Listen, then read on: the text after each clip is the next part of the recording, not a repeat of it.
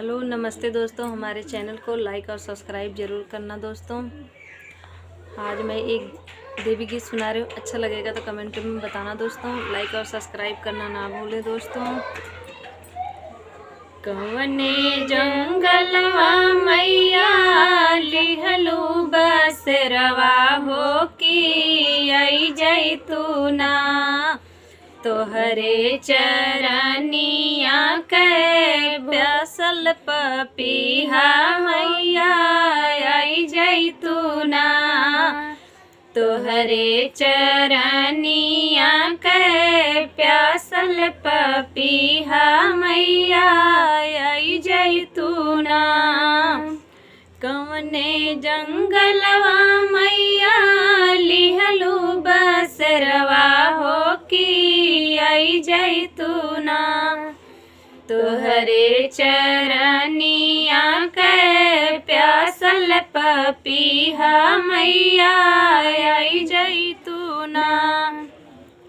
गंगा जी के जलवा से चरण तो खइबै मैया आई जैतूना, तोहरे चरनिया के बाटी पुजरिया मैया आई जैतूना, तोहरे चरनिया के बाटी पुजरिया मैया आई जैतूना।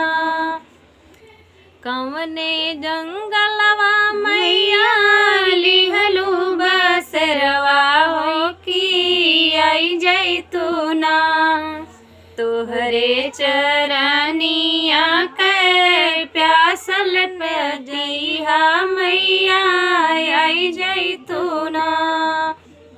जई के बाजारिया से चुनरी ले अइबै मैया ओढ़ ले तूना, तोहरे चरनिया के बाटी पुजरिया मैया ओढ़ ले तूना, तोहरे चरनिया के बाटी पुजरिया मैया ओढ़ ले